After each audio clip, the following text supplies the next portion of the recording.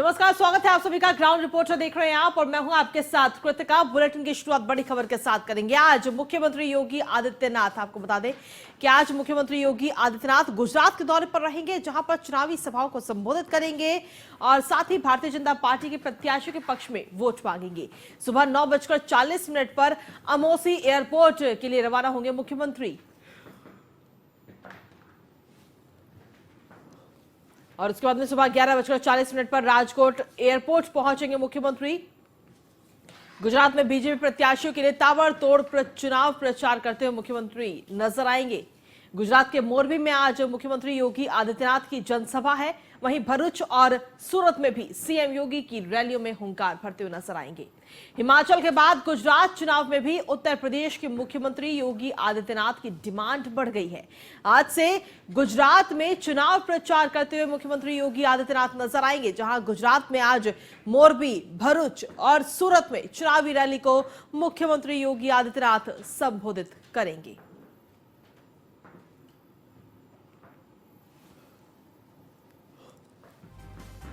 अधिक जानकारी के साथ संवाददाता अश्विनी इस वक्त हमारे साथ जुड़े हुए हैं, सीधा उन्हीं का रुख करते हैं। अश्विनी, क्या कुछ ताजा अपडेट है? देखिए, गुजरात में मुख्यमंत्री योगी आदित्यनाथ आज चुनाव प्रचार करते हुए नजर आएंगे, कई जगह पर जाएंगे जहां रैलियों को भी संबोधित करेंगे।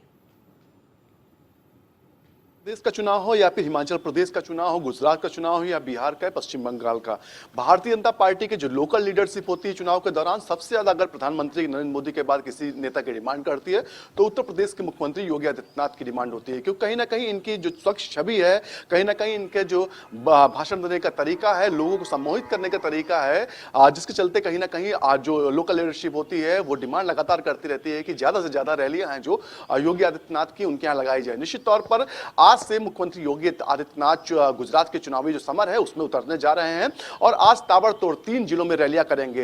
लखनऊ से अब से कुछ देर में मुख्यमंत्री योगी आदित्यनाथ गुजरात के लिए रवाना होंगे और उसके बाद मोरबी, भरूच और सूरत, ये वो जिले होंगे जहां पर उत्तर प्रदेश में क्या क्या हुआ, विकास क्या हुआ, दोहरी आज जो डबल इंजन की सरकार है उससे डेवलप क्या हुआ, ये सब बताएंगे।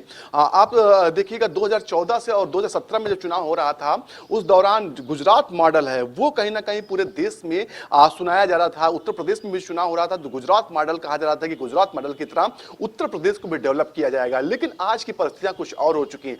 आज उत्तर प्रदेश का जो मॉडल है पूरे देश में कहीं ना कहीं उसको अपनाया जा रहा है। भारतीय जनता पार्टी के जो कद्दावर नेता होते हैं, बड़े नेता होते हैं, वो उत्तर प्रदेश की आज चाहे कानून व्यवस्था हो, चाहे वो डेवलपमेंट के रास्ते हो, चाहे वो रोजगार के रास्ते हो या फिर तमाम अन्य व्यवस्थाएं, उनका जिक्र किया करते हैं। उत्तर प्रदेश का जो मॉडल है कहीं ना कहीं अब पूरे देश से के सर चढ़ के बोल रहा है और उसी का नतीजा है कि उत्तर प्रदेश के मुख्यमंत्री को सबसे ज्यादा डिमांडिंग पर्सन माना जाता है। निश्चित तौर पर मुख्यमंत्री योगी आदित्यनाथ आज गुजरात पहुंचेंगे और ताबड़तोड़ रैलियां करेंगे। जो भारतीय जनता पार्टी के प्रत्याशी होंगे उनके पक्ष में वोट मांगेंगे। साथ ही साथ उत्तर प्रदेश में क्या कैसे क्या उत्तर यूपी गवर्नमेंट ने किया है ये भी बखान करेंगे। कानून व्यवस्था को लेकर के, हालांकि गुजरात की कानून व्यवस्था कहा था वहां की कानून व्यवस्था बेहतर है, लेकिन उत्तर प्रदेश ने जिस तरीके से पिछले 5 सालों में कानून व्यवस्था को लेकर काम किया, महिला सुरक्षा को लेकर काम किया, कहीं ना कहीं तमाम प्रदेशों के लिए मिसाल साबित हो रही है। निश्चित तौर पर आज के उत्तर प्रदेश के जब मुख्यमंत्री जाएंगे तो कहीं ना कहीं इन चीजों का जिक्र जरूर करेंगे। साथ ही साथ जो रोजगार के साधन उत्तर प्रदेश में खोले गए हैं उनका जिक्र जरूर होंगे, क्योंकि उत्तर प्रदेश इतना बड़ा राज्य है, उसके बाद भी इकोनॉमी जो है $1 ट्रिलियन बनाने के लेकर के जो काम किया जा रहा है कहीं ना कहीं काबिल तारीफ है और इसकी प्रशंसा चारों ओर की जा रही है। निश्चित तौर पर कोविड के समय में जो उत्तर प्रदेश में काम हुआ उसका जिक्र जरूर होगा, क्योंकि किस तरीके से कोरोना प्रबंधन उत्तर प्रदेश में किया गया। इतना बड़ा प्रदेश होने के बाद में 25 करोड़ की लगभग जनता होने के बाद भी उत्तर प्रदेश ने किस तरह से कोरोना पर कमांड किया। निश्चित तौर पर ये सब चीजें जब जिक्र मुख्यमंत्री मंच से करेंगे, निश्चित तौर पर जो वहां के लोकल प्रत्याशी होंगे विधानसभा के, उनको इसका जरूर फायदा मिलेगा। अगर मुख्यमंत्री की इससे पहले का पूरा इतिहास देखें, मुख्यमंत्री ने जहां जहां भी चुनाव प्रचार किया 80 से प्रतिशत लगभग 70 से 80% लगभग सीटें जो है भारतीय जनता पार्टी के खाते में आई हैं। मुख्यमंत्री को सबसे मुश्किल सीटें दी जाती हैं, कहा जाता है योगी आदित्यनाथ को सबसे मुश्किल सीटें देंगे, वहां पर भी वो जीत का मंत्र देकर आएंगे और संभावना ऐसी होती है कि वहां के प्रत्याशी को जीत मिलती है। निश्चित तौर पर आज मुख्यमंत्री योगी आदित्यनाथ का गुजरात दौरा है और दौरा काफी अहम है और इसके बाद भी देखा जाएगा कि वो लगातार गुजरात के दौरे पर रहने वाले हैं कहीं ना कहीं, क्योंकि प्रधानमंत्री नरेंद्र मोदी के बाद अगर किसी की डिमांड वहां पर हो रही है तो सबसे ज्यादा मुख्यमंत्री योगी आदित्यनाथ की हो रही है। जी, आपसे जानना चाहेंगे कि आखिर आज का मिनट टू मिनट क्या कुछ कार्यक्रम रहने वाला है मुख्यमंत्री योगी आदित्यनाथ का? बिल्कुल आपसे कुछ देर में लमसम 9:40 के आसपास लखनऊ से गुजरात के लिए रवाना होगा और राजकोट एयरपोर्ट है वहां पहुंचेंगे। उसके बाद ताबड़तोड़ रैलियों का सिलसिला है वो शुरू होगा। मोरबी से होते हुए भरूच होते हुए सूरत तक जो है रैलियां मुख्यमंत्री योगी आदित्यनाथ करेंगे। निश्चित तौर पर काफी व्यस्तम कार्यक्रम आज का मुख्यमंत्री योगी आदित्यनाथ का है। लगातार रैलियां हैं क्योंकि कहीं ना कहीं भारतीय जनता पार्टी जो की लोकल लीडरशिप है गुजरात की, वो चाहती है कि योगी आदित्यनाथ जो गुजरात है वहां के हर जिले में पहुंचे, हर जिले में जाकर के भारतीय जनता पार्टी के जो प्रत्याशी हैं उनके लिए चुनाव प्रचार करें, क्योंकि ऐसा माना जा रहा है कि जितना ज्यादा मुख्यमंत्री योगी आदित्यनाथ चुनाव प्रचार करेंगे उतना ज्यादा भारतीय जनता पार्टी को वहां फायदा होगा। जी चलिए, शुक्रिया, आप लगातार बने रहिए। आगे और भी तमाम खबरों पर आपसे अपडेट्स लेंगे अश्वनी। तो आपको बता दें कि आज मुख्यमंत्री योगी आदित्यनाथ आज गुजरात के दौरे पर रहेंगे, जहां पर कई चुनावी सभाओं को संबोधित करते हुए मुख्यमंत्री योगी आदित्यनाथ नजर आएंगे। इसी के साथ चलिए बुलेटिन में आगे बढ़ते हैं और अगली खबर का रुख करते हैं लखनऊ से, जहां पर आयुष कॉलेजों में फर्जी एडमिशन का मामला इस वक्त सामने आया है। आयुर्वेद निदेशक SN सिंह समेत 12 लोगों को अरेस्ट किया गया है। एक साथ STF की टीम ने SN सिंह को भी गिरफ्तार किया है। नीट पास किए बिना ही आयुष कॉलेजों में एडमिशन हुए हैं और जांच शुरू होते ही SN सिंह को सस्पेंड किया गया था। सरकार ने मामले में CBI जांच की सिफारिश की है। तो बड़ी खबर आप तक पहुंचा रहे हैं इस वक्त। एक साथ 12 लोगों को फिलहाल इस पूरे मामले में गिरफ्तार किया गया है। जांच शुरू होते ही SN सिंह को सस्पेंड किया गया था और अब उनको गिरफ्तार भी कर लिया गया है। सरकार ने हालांकि इस पूरे मामले में CBI जांच की सिफारिश की है। तो आयुष कॉलेजों में फर्जी एडमिशन का ये पूरा मामला सामने आया है, जहां पर बिना नीट की परीक्षा दिए ही एडमिशन हुए हैं। आयुर्वेद निदेशक SN सिंह समेत 12 लोगों को अरेस्ट किया गया है। STF की टीम ने SN सिंह को गिरफ्तार किया है। अधिक जानकारी के साथ अश्वनी हमारे साथ जुड़े हमारे संवाददाता लगातार। अश्वनी, क्या कुछ ताजा अपडेट है इस पूरे मामले को लेकर?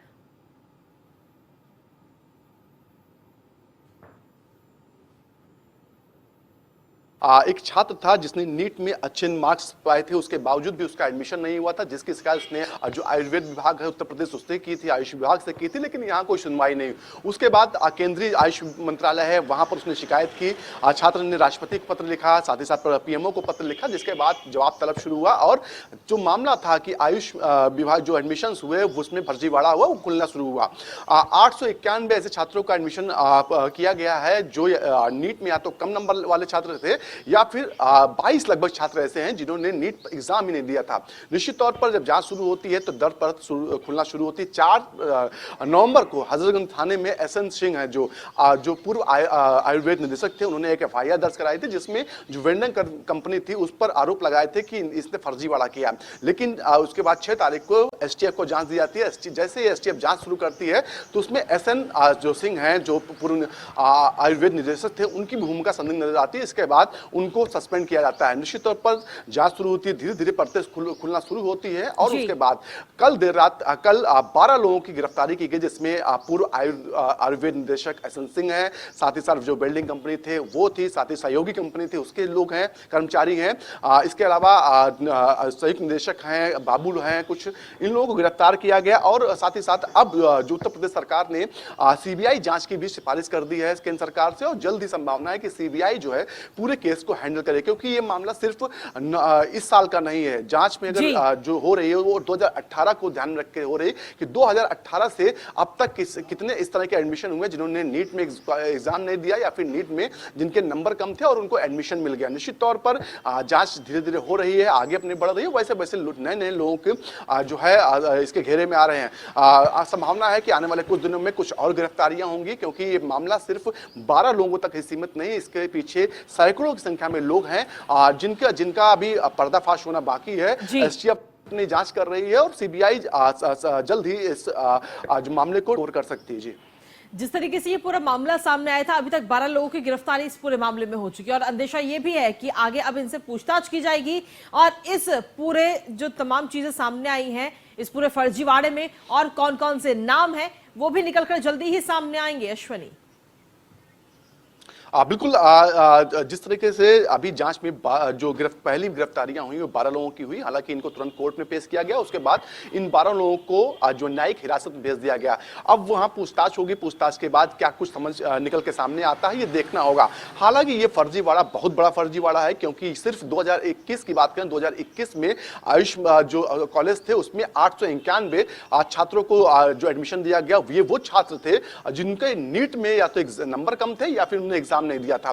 सोचिए सब एक साल में इतने छात्रों का एडमिशन मिला, तो सोचिए 3 से 4 साल पहले की बात करें तो कितने और छात्र होंगे जिनको इस तरीके से एडमिशन दिया गया। हालांकि अब जो एसटीएफ जांच कर रही है, 2018 से लेकर 2021 के बीच में जितने भी एडमिशन हुए हैं सबको ध्यान में रखकर हो रही है। साथ ही साथ जैसे ही सीबीआई इस केस को टेक ओवर करेगी तो संभावना पूरी है 2015 से लेकर के 2021 के बीच में कौन कौन सा एडमिशन है इस पर भी जांच हो सकती है। जी चलिए ठीक है अश्विनी, आप लगातार बने रहिए और भी तमाम खबरों पर आपसे अपडेट्स और जानकारी लेंगे। और इसी के साथ चलिए बुलेटिन में आगे बढ़ेंगे। अगली खबर का रुख करते हैं लखनऊ से, जहां पर हत्या आरोपी सूफियान पर 25,000 का इनाम घोषित किया गया है। डीसी पश्चिम ने आरोपी सूफियान पर इनाम रखा है। प्रेमिका को चौथी मंजिल से धक्का देने का आरोप सूफियान पर है। ट्रॉमा सेंटर में इलाज के दौरान निधि की मौत हुई थी। धर्म परिवर्तन न करने पर हत्या का आरोप है। वहीं लव जिहाद के एंगल से भी इस पूरी घटना की जांच की जा रही है। तो फिलहाल आरोपी लगातार फरार है, जिसके बाद में आरोपी के ऊपर 25,000 का इनाम घोषित किया गया है। तो ये बड़ी खबर आप तक पहुंचा रहे हैं। दरअसल धर्म परिवर्तन न करने पर हत्या का आरोप है सूफियान पर, और सूफियान अभी लगातार फरार चल रहा है। अधिक जानकारी के साथ अश्विनी हमारे साथ, हमारे संवाददाता लगातार बने हुए हैं। अश्विनी, क्या कुछ ताजा अपडेट है इस पूरे मामले को लेकर? देखिए लगातार पुलिस ने कई 4 से 5 टीमें भी बनाई, लेकिन उसके बावजूद भी अभी तक आरोपी तक पुलिस नहीं पहुंच पाई है, जिसके बाद में पुलिस ने सूफियान पर 25,000 का इनाम घोषित किया है। बिल्कुल 2 दिन पहले जो दुबग्गा क्षेत्र है, वहाँ थाना क्षेत्र पड़ता है, वहाँ पर बसंत कुंज योजना है, वहाँ पर एक युवती की मौत होती है। आरोप परिजन लगाते हैं कि जो छात्रा युवती थी उसको उसके एक वहीं बिल्डिंग में रहने वाले एक लड़का सूफियान ने चौथी मंजिल से धक्का दे दिया, जिससे उसकी मौत हो गई। परिजन आरोप लगाते हैं कि जो सूफियान है लगातार लड़की पर जो है दबाव बना रहा था कि धर्म परिवर्तन करे और उससे शादी करे। जब उसने मना कर दिया तो उसने उसको धक्का देकर मार दिया, जिसके बाद लगातार देखा जा रहा है कि पुलिस है सूफियान की गिरफ्तारी को लेकर के दबिशें दे रही है, लेकिन अभी तक सूफियान जो है पुलिस की गिरफ्त में नहीं है। वही दूसरी परिजन लगातार मांग रहे हैं कि जल्द से जल्द सूफियान को गिरफ्तार किया जाए। साथ ही साथ अब ये जो पूरा मामला था वो कहीं ना कहीं राजनीतिक एंगल लेते जा रहा है। तमाम जो राजनीतिक संगठन है, साथ ही साथ हिंदूवादी संगठन है, वो लगातार जो पीड़ित पक्ष था, जो लड़की युवती के परिजन थे, उनसे मुलाकात कर रहा हो, तो कहीं ना कहीं राजनीति शुरू हो गई, जिसके बाद पुलिस और तेजी से सूफियान की गिरफ्तारी के लिए लग गई है। 4 से 5 टीमें हैं जो इस समय लगाई गई हैं। जहां भी अंदेशा है कि सूफियान हो सकता है, वहां पर दबिश लगातार दी जा रही है, छापेमारी की जा रही है।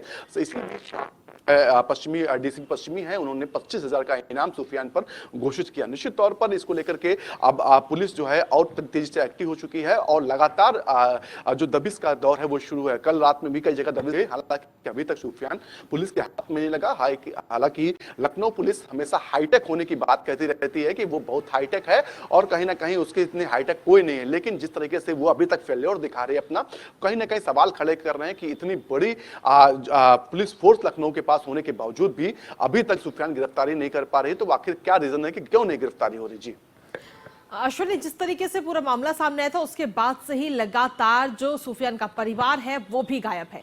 क्या पुलिस अभी तक सूफियान के अलावा उसके परिवार तक भी क्या पहुंच पाई है?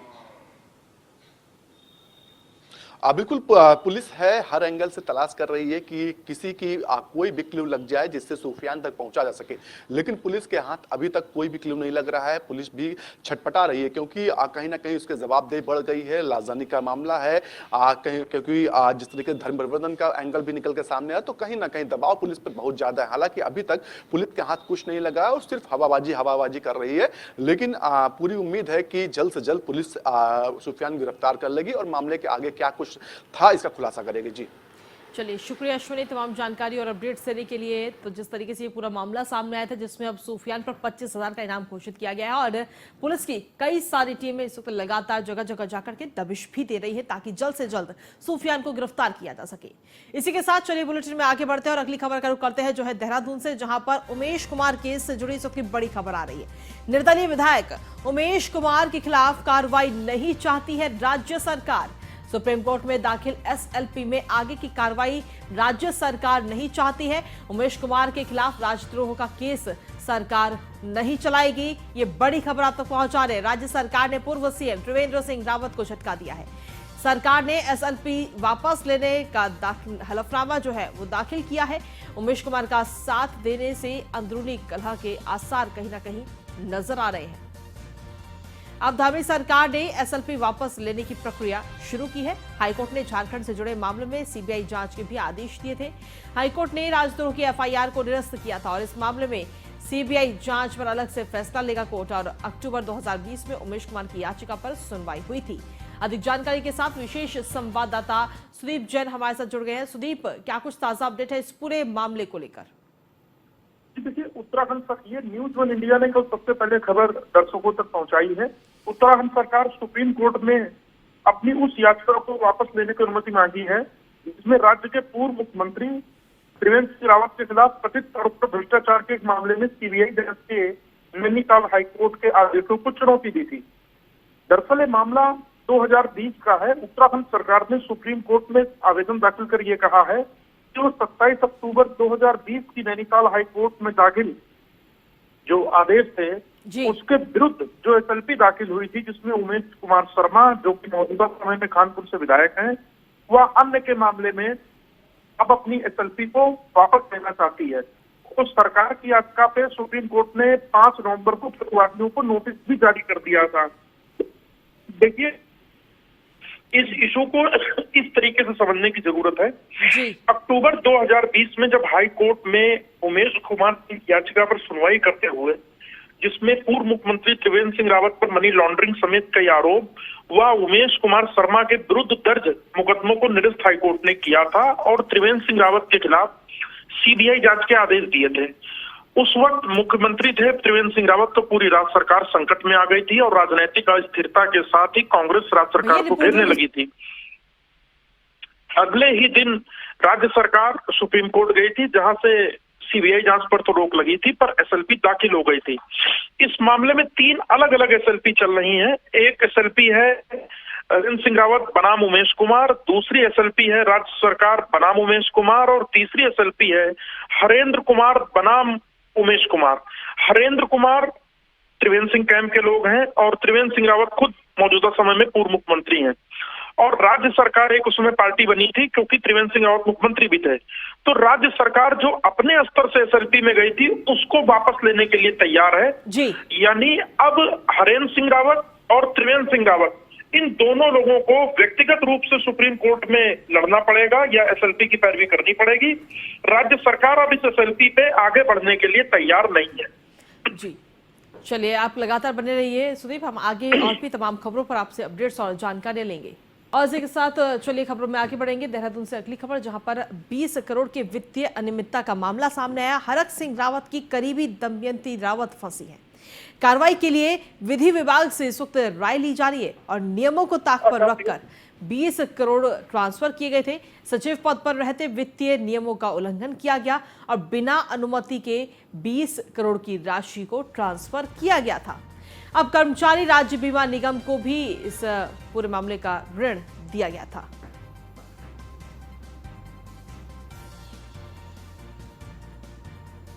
और विशेष संवाददाता सुदीप जैन हमारे साथ लगातार जुड़े हुए हैं। सुदीप, क्या कुछ ताजा अपडेट है इस पूरे मामले को लेकर? देखिए, ये दमयंती रावत और हरक सिंह रावत से जुड़ा मामला है जी।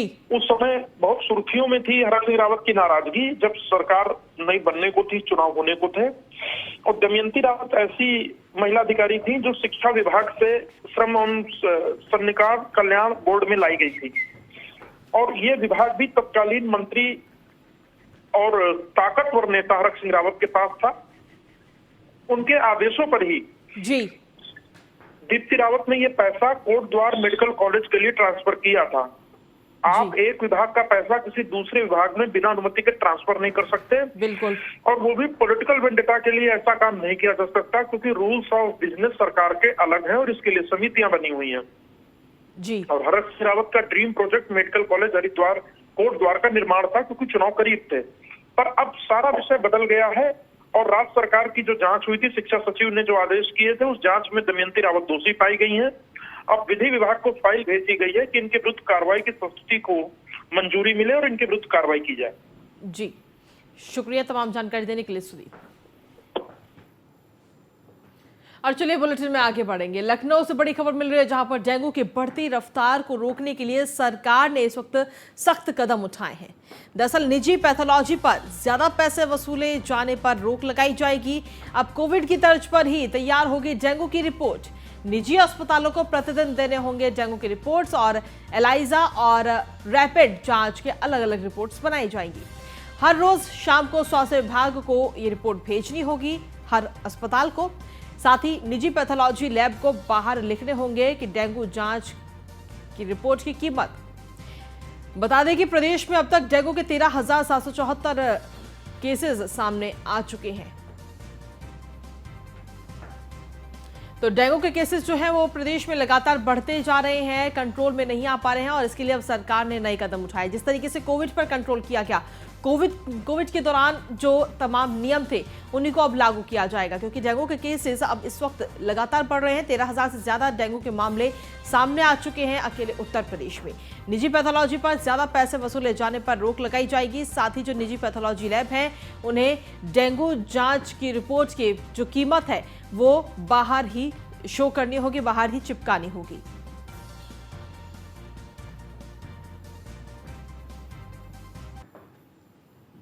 और अगली खबर लखनऊ से, जहां पर उत्तर प्रदेश खेल नीति का मसौदा तैयार किया गया। मंजूरी के लिए कैबिनेट के सामने अब ये मसौदा पेश किया जाएगा। अब सभी ओलंपिक खेलों की सुविधाएं उत्तर प्रदेश में उपलब्ध होंगी। 5 हाई परफॉर्मेंस सेंटर और 15 एक्सीलेंस सेंटर बनाए जाएंगे। सरकारी खेल स्टेडियम संचालित कर सकेंगे निजी क्षेत्र। तो ये बड़ी खबर आप तक पहुंचा रहे हैं। अब सभी ओलंपिक खेलों की सुविधाएं जो है वो उत्तर प्रदेश में उपलब्ध होंगी। बता दें कि 5 हाई परफॉर्मेंस सेंटर और 15 एक्सीलेंस सेंटर बनाए जाएंगे। सरकारी खेल स्टेडियम संचालित कर सकेंगे निजी क्षेत्र। ये बड़ी खबर आप तक पहुंचा रहे हैं। उत्तर प्रदेश के अंदर खेल नीति का पूरा मसौदा जो है उसे तैयार कर लिया गया है और मंजूरी के लिए कैबिनेट के सामने इस मसौदे को पेश किया जाएगा।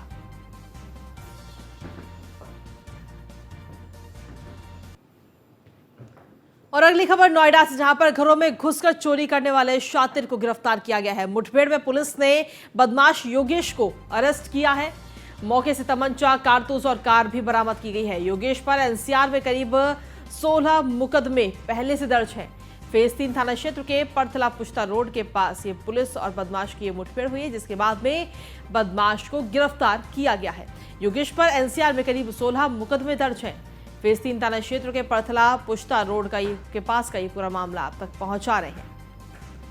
तो घरों में घुसकर चोरी करने वाले शातिर को इस वक्त गिरफ्तार किया गया है। बड़ी खबर आप तक पहुंचा रहे हैं। मुठभेड़ में पुलिस ने बदमाश योगेश को अरेस्ट किया है।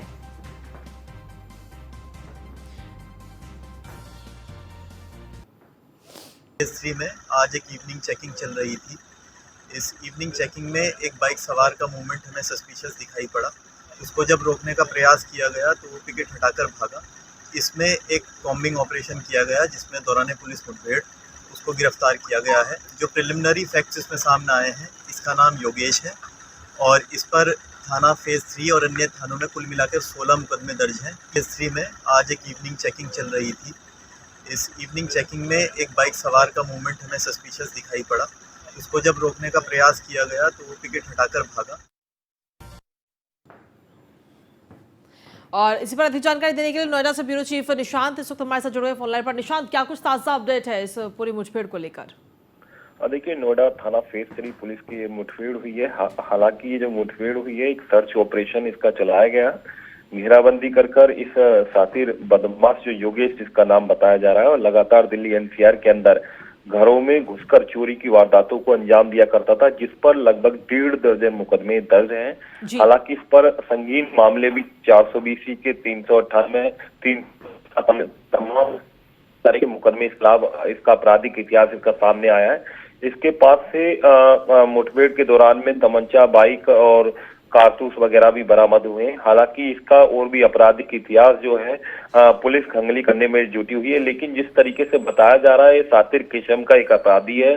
बदमाश है जो लगातार चोरी की घटनाओं को घर के अंदर घुसकर लगातार अंजाम दिया करता था, लगातार एनसीआर में निशाना बनाया करता था और फेज 3 थाने से भी ये वांछित चल रहा था। वहीं पुलिस को ये बड़ी कामयाबी लगी है। फेज 3 पुलिस ने कार्रवाई कर जिसके दौरान मुठभेड़ में इसको घायल हुआ है, इसको गोली लगी है, इसको अस्पताल में भर्ती कराया गया, इसका उपचार चल रहा है और जिसके बाद इससे अभी और पूछताछ की जाएगी। पूछताछ के बाद और भी इसके गैंग के कितने सदस्य हैं, क्या किस तरीके से चोरी किया करते थे, और भी एक खुलासे हो सकते हैं। जी शुक्रिया निशांत, तमाम जानकारी और अपडेट्स देने के लिए। तो आपको बता दें कि बदमाश एक योगेश को गिरफ्तार किया गया है मुठभेड़ के दौरान, जिस पर एनसीआर में करीब 16 मुकदमे दर्ज हैं। घरों में जाकर के चोरी की वारदातों को ये बदमाश अंजाम देता था। और अगली खबर हाथरस से, जहां पर जीएसटी और सेंट्रल एक्साइज टीम की छापेमारी इस वक्त लगातार जारी। दरअसल स्वीटी सुपारी बनाने वाली फैक्ट्री पर यह छापा मारा गया है। देर रात फैक्ट्री में छापेमारी चल रही है। टीम ने डीएन सुपारी फैक्ट्री समेत गोदामों पर भी ये छापेमारी की है। सदर कोतवाली क्षेत्र के नाई के नगला स्थित फैक्ट्री का ये पूरा मामला आप तक पहुंचा रहे हैं। तो देर रात तक फैक्ट्री में छापेमारी की ये कार्रवाई चली है। हाथरस से बड़ी खबर आप तक पहुंचा रहे हैं। टीम ने डीएन सुपारी फैक्ट्री समेत गोदामों पर ये छापेमारी की है। सदर कोतवाली क्षेत्र के नाई के नगला स्थित फैक्ट्री का पूरा मामला अब तक पहुंचा रहे हैं। तो हाथरस से बड़ी खबर, जहां जीएसटी और सेंट्रल एक्साइज टीम ने ये छापेमारी की है।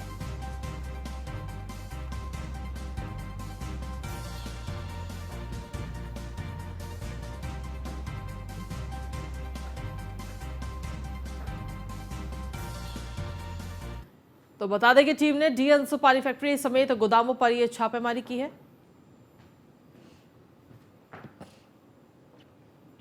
और खबरों का सिलसिला न्यूज़ वन इंडिया पर यूं ही लगातार जारी है। फिलहाल ग्राउंड रिपोर्टर में मेरे साथ इतना ही। नमस्कार।